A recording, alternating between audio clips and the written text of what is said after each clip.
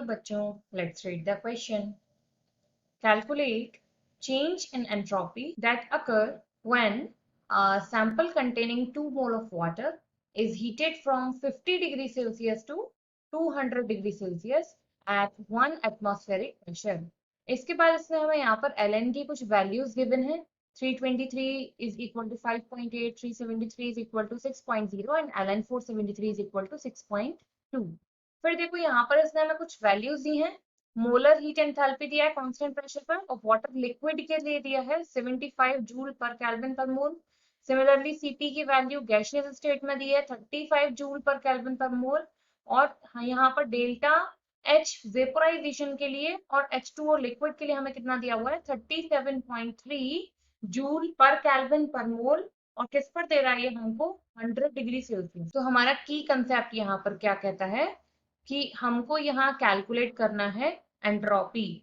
और देखो क्योंकि प्रोसेस यहाँ पर बहुत सारे हो रहे हैं तो मैं यहाँ टोटल एंट्रोपी भी बोल सकती हूँ जो डिफरेंट डिफरेंट स्टेप में होकर आएगा.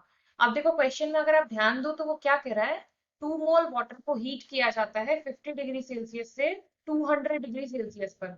देखो हम लोग जानते हैं कि वाटर जो है वो 100 डिग्री सेल्सियस पर बॉईल हो जाता है तो अब वो लिक्विड स्टेट में नहीं रहता. तो 50 डिग्री सेल्सियस पर तो लिक्विड था, 100 पर आते ही क्या होगा वेपर बनना स्टार्ट कर देगा यानी गैस में बनना स्टार्ट हो जाएगा. और हीट किया जा रहा है 200 तक तो 200 डिग्री सेल्सियस तक तो मैक्सिमम स्टीम में कन्वर्ट हो चुका होगा, वहां लिक्विड स्टेट नहीं बचेगी. तो ऐसे में क्या रहेगा आपके एंट्रोपी भी डिफरेंट डिफरेंट रहेगी. पहली स्टेट में जब आप उसे हीट कर रहे होंगे 50 से 100 के लिए, सेकेंड स्टेट में जब आप 100 से लेकर 200 तक स्टीम प्रोड्यूस करा रहे हैं, और थर्ड स्टेट में जब वो कह रहा है कि और मोर एंड मोर स्टीम यहाँ पर प्रोड्यूस की जा रही है, इतना उसे हीट किया जा रहा है. तो टोटल 3 एंट्रोपी हमको यहाँ कैलकुलेट करके लाना है. हम यहाँ लिख लेते हैं कौन कौन से स्टेप की हमने बात करी. एक हमने बात करी स्टेप 1 की जिसमें वाटर को हीट किया जाएगा यानी कि वो अभी किस फॉर्म में है लिक्विड स्टेट में ही है अपना. ठीक है. सेकेंड में क्या हो रहा है कि जो वाटर आपको लिक्विड स्टेट में दिया हुआ है वो कन्वर्ट हो रहा है आपका वाटर गैस में यानी कि टेम्परेचर जो है वो कन्वर्ट होता जा रहा है आगे की तरफ प्रोसीड होता जा रहा है. और उसके बाद जो आपका वाटर गैस में है वो अब मोर एंड मोर स्टीम यहाँ पर प्रोड्यूस कर रहा है. ठीक है. तो 3 स्टेप है तो तीनों की एंट्रोपी अलग अलग निकलेगी और तीनों की एंट्रोपी को हम यही वाले नंबर देते जाएंगे स्टेप 1 2 3 के. तो हम लोग क्या कर रहे हैं सबसे पहले डेल्टा S1 हम स्टेप 1 के लिए एंट्रोपी चेंज कैलकुलेट कर रहे हैं. तो उसका फॉर्मूला हमारा क्या होता है NCP ln T2 over T1. अब क्वेश्चन में जो जो चीज है फॉर्मूले मांगी है क्या वो हमारे पास है वो हम एक बार लिख लेते हैं. एन हमको दे रखा है यहाँ पर कितना 2 मोल्स. सीपी यहाँ पर इस टाइम वाटर हमारा किस फॉर्म में है लिक्विड फॉर्म में है तो हम लोग H2O लिक्विड वाला यूज करेंगे. उसकी वैल्यू कितनी दे रखी है 75 जूल पर केल्विन पर मोल. इसके बाद T2 और T1 की बात करें तो T2 हमारे पास कितना है हम चल रहे हैं 50 से 100 की तरफ. तो 100 मतलब ये आ जाएगा प्लस 273 कितना हो गया हमारे पास 373 केल्विन. और T1 कितना हो जाएगा T1 यानी कि इनिशियल हम लोग लेके चल रहे हैं 50 डिग्री सेल्सियस से उसमें हमने 273 केल्विन में ऐड किया तो ये आ गया हमारा यहाँ से 323 केल्विन. बस ये वैल्यूज हमें यहाँ पुट कर देनी है. एन हमारे पास हो गया 2 इंटू सीपी हमारे पास है 75 ln T2 की वैल्यू हो गई 373 अपॉन T1 की वैल्यू हो गई 323.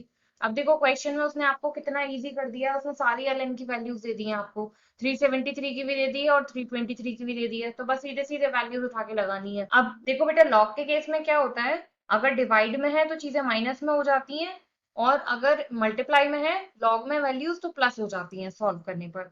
तो यहाँ पर क्या हो जाएगा ये वैल्यू हमारी आ जाएगी 2 इंटू 75 इंटू ln आपका 373 में से ln 323 आपका सब्सट्रैक्ट कर दिया जाएगा. तो बस वैल्यूज लगाई 2 इंटू 75 इंटू 6.0 माइनस 5.8 तो ये आंसर आपका कैलकुलेट होकर कितना आ जाएगा 30 जूल. ये आपका डेल्टा एस के लिए वैल्यू आ गई. अब क्या करते हैं डेल्टा S2 कैलकुलेट कर लेते हैं. वही फॉर्मूला लगेगा हमारा same N C P ln T2 over T1. अब किसके लिए बात चल रही है 50 से 100 तक तो हम पहुंच चुके हैं अब बात चल रही है 100 डिग्री सेल्सियस से 200 डिग्री सेल्सियस तक में. ठीक है. तो ये हो गया हमारा T1, ये हो गया हमारा T2। तो केल्विन में कन्वर्ट करने के लिए क्या करेंगे हम लोग, 100 प्लस 273 ऐड किया, 373 केल्विन हो गया। फिर T2 हमारा कितना हो जाएगा यहाँ से, 200 प्लस 273 से ये हो गया हमारे लिए 473 केल्विन। एन हमको यहाँ गिवन ही है 2 मोल्स।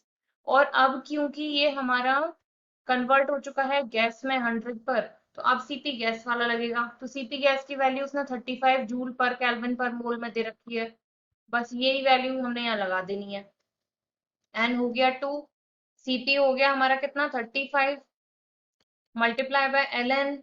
T2 कितना है हमारे पास 473 अपॉन 373, वैल्यू सारी गिवन है हमें। सॉल्व करके डेल्टा S2 कितना आ जाएगा हमारा यहाँ से 14 जूल। अब हम लोग चलते हैं डेल्टा S3 की तरफ, जहां more and more steam produce कराई जानी है। स्टेप 3 में क्या होगा, क्योंकि रिएक्शन कांस्टेंट प्रेशर पर चल रही है, फॉर्मूला होता है वैसे हमारा Q अपॉन T का, लेकिन कांस्टेंट प्रेशर पर ये सीधे सीधे एंथैल्पी के भी इक्वल हो जाता है। तो एंथैल्पी हमें कितनी यहाँ पर दे रखी थी क्वेश्चन में, 37.3 किलो जूल में है, तो हम क्या करेंगे उसे जूल में कन्वर्ट कर लेंगे। और डेल्टा टी वो हमसे कह रहा है कि 100 डिग्री सेल्सियस पर चल रही है, तो मतलब 273 ऐड करके कितना आ गया 373 केल्विन। तो ये हमारे यहाँ से कितनी आ जाएगी 100 जूल। अब बस क्या करेंगे हम लोग यहाँ से टोटल एंट्रोपी चेंज यहाँ से कैलकुलेट कर लेंगे।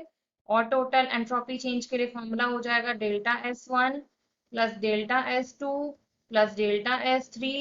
तो डेल्टा S1 आपका कितना आया था 30, डेल्टा S2 कितना आया था 14, और डेल्टा S3 आपने निकाला था 100। कितना आंसर आ जाएगा 144 जूल। ये आपका हो जाएगा यहाँ से final answer. I hope you understood well. Thank you.